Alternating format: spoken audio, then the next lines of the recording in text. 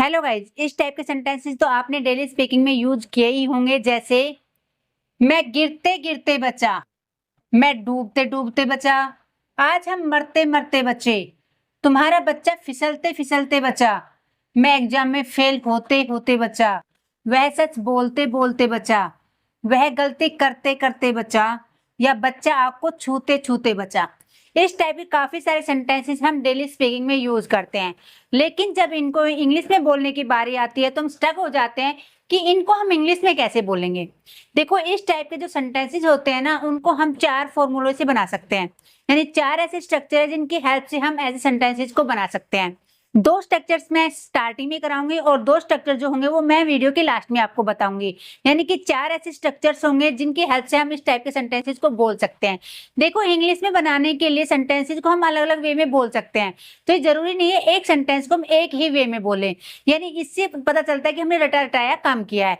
तो अगर 4 अलग अलग स्ट्रक्चर का यूज करेंगे तो आपकी जो इंग्लिश होगी वो इंप्रेसिव लगेगी और फ्लुएंसी भी नजर आएगी। राइट, तो करते हैं वीडियो को स्टार्ट। पहला सेंटेंस है मैं गिरते गिरते बचा। जब एक वर्ड 2 बार रिपीट होता है तो उसके लिए हम एक वर्ड यूज करते हैं। तो इसके लिए हमारा स्ट्रक्चर होगा सब्जेक्ट, ऑलमोस्ट और वर्ब के सेकंड फॉर्म। देन अगर आपके सेंटेंस में अदर वर्ड है तो आप उसका यूज करेंगे। ओके, पहला सेंटेंस तो हमारा बनाने का स्ट्रक्चर ये होता है। एंड सेकंड स्ट्रक्चर होगा हमारा subject, was, were, saved, from और वर्ब की fourth form then other word. Right, second structure के माध्यम से भी हम इन सेंटेंसेस को बना सकते हैं। देखो, इस सेंस को पकड़िए, आप सेंटेंस क्या कह रहा है। मैं गिरते गिरते बचा, यानी जो बचने का काम है वो पास्ट में हुआ है। यानी मैं गिरते गिरते बचा, पास्ट में बचा, तो इसलिए हमने सेकंड फॉर्म का यूज किया है। और जो ये सेव्ड है ये हमारी सेकंड फॉर्म है, आपने इसको चेंज नहीं करना है।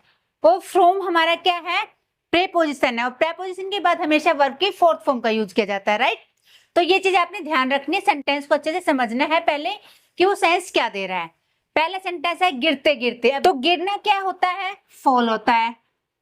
सेकंड फॉर्म उसकी हुई फेल, तो हम क्या बोलेंगे सेंटेंस में, यानी कौन गिरा, मैं, आई ऑलमोस्ट फेल। राइट, अगर मैं यहाँ सब्जेक्ट चेंज कर देती हूँ, ही ऑलमोस्ट फेल, सी ऑलमोस्ट फेल, यानी कि वो गिरते गिरते बचा, गिरने ही वाला था लेकिन बच गया, ये सेंस है। अगर आप इस सेंटेंस से इस स्ट्रक्चर से बनाते तो भी राइट है। अगर आप बोलते हो आई वॉज सेव्ड फ्रॉम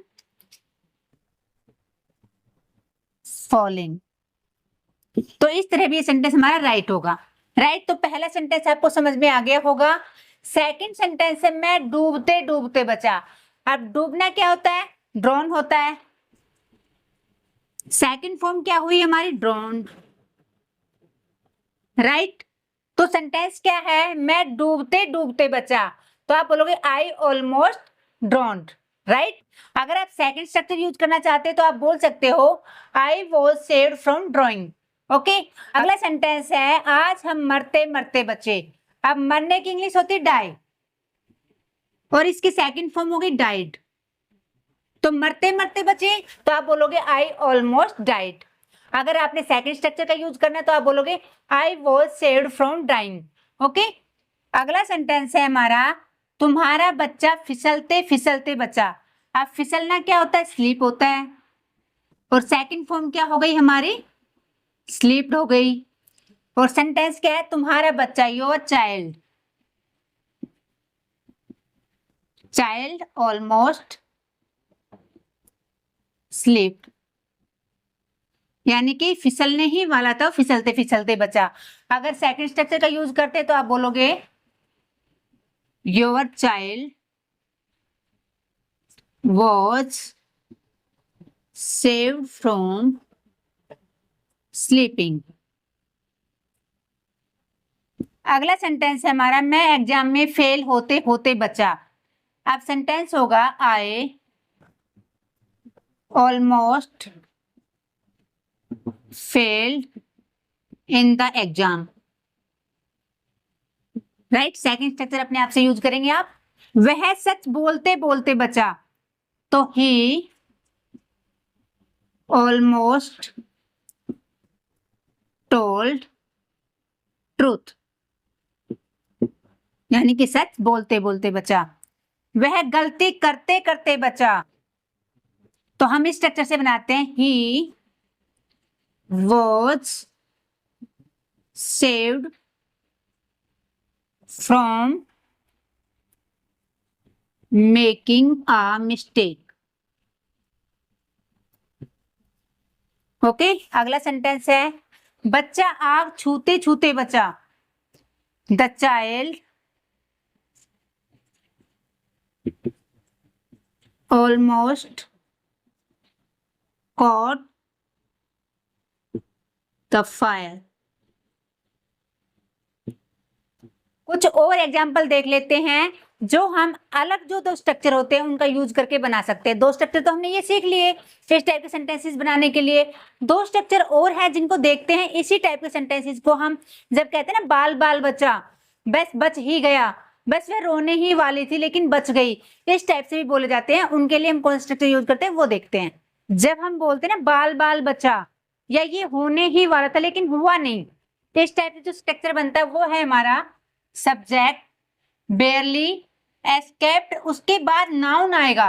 और अगर वर्ब आती है तो आईएनजी फॉर्म में आएगी, देन अदर वर्ड। और सेंस क्या होगी सेंटेंस की? वह गिरते गिरते बाल बाल बचा, वह जाते जाते बाल बाल बचा, वह मरते मरते बाल बाल बचा। यानी कि जब आए बाल बाल बचा यानी कुछ होने वाला था लेकिन बस थोड़ा ही मूवमेंट था होने के लिए वो बच गया। ये सेंस निकल के सेंटेंस की आएगी। ओके, या तो आप इस सेंटेंस का यूज कर सकते हैं यानी कि इस स्ट्रक्चर का यूज कर सकते हैं। देन अगर आप ये नहीं बोलना चाहते तो आप बोल सकते हो subject came close to. Came close to के बाद आपकी वर्ब की फोर्थ फॉर्म आएगी, उसके बाद अदर वर्ड, यानी कुछ करने या होने ही वाला था या होने के करीब होना।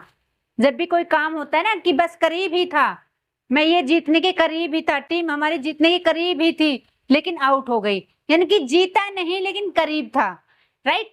अब आप ये क्वेश्चन आपके माइंड में आएगा कि यहाँ पर टू का यूज हुआ है तो यहाँ पर वर्ब वन का आना चाहिए यूज हमारा, लेकिन यहाँ तो वर्ब फोर्थ का यूज हुआ है। ये किस लिए हुआ है? ये इन्फिनेटिव नहीं है, ये हमारी प्रेपोजिशन है और प्रेपोजिशन के बाद वर्ब में आईएनजी का यूज किया जाता है। ओके, तो ये नहीं समझना आपने सभी जो टू होगा वो आपका इन्फिनेटिव होगा। ओके, अगर आप इस सेंटेंस का या इस स्ट्रक्चर का भी यूज नहीं करना चाहते तो आप यूज कर सकते हैं सब्जेक्ट, वॉज, वर और अबाउट टू। अबाउट टू का यूज तो आप सभी जानते हैं कि कुछ होने ही वाला था, कुछ होने ही वाला था लेकिन नहीं हुआ। राइट। तो जो मरते मरते, गिरते गिरते, फिसलते फिसलते, इस टाइप के सेंटेंसेस को आप 5 स्ट्रक्चर के माध्यम से बना सकते हैं। ओके, एग्जांपल देखते हैं। वह हादसे से बाल बाल बचा। राइट। तो ही बेयरली एस्केप्ड द एक्सीडेंट, यानी हादसा होने ही वाला था या हादसे के करीब था। मैं किसी तरह डांट खाने से बच गया या मैं डांट खाते खाते बचा, यानी आज पापा ने मुझे डांटना ही था लेकिन मैं डांट खाते खाते बचा, या डांट खाने से बाल बाल बचा, या मैं बच गया। इस टाइप से कैसे भी आप हिंदी का सेंटेंस बोले।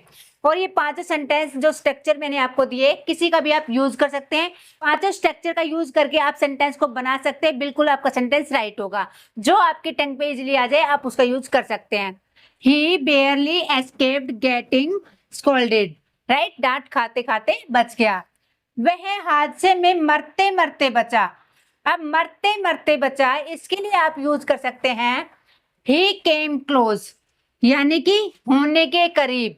जरूरी नहीं आप came close का यूज करें, आप इस स्ट्रक्चर का भी यूज कर सकते हैं, जो मैंने पहले 2 स्ट्रक्चर दिए उनका भी यूज कर सकते हैं, अबाउट टू का भी यूज कर सकते हैं। He came close to dying in the accident। अगला सेंटेंस है वह जीतने ही वाला था, यानी जीत के बिल्कुल करीब था, वह जीतने ही वाला था। He came close to winning। आप किसी भी स्ट्रक्चर का यूज कर सकते हैं और सेंटेंस की प्रैक्टिस कर सकते हैं। इस टाइप के सेंटेंसेस काफी हम अपनी डेली स्पीकिंग में यूज करते हैं।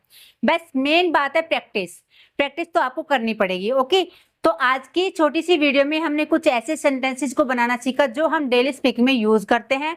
आई होप वीडियो आपको पसंद आई होगी। वीडियो अगर आपको पसंद आई है तो वीडियो को लाइक करके चैनल को सब्सक्राइब जरूर कर ले। तो मिलते हैं नेक्स्ट वीडियो में, तब तक के लिए राधे राधे।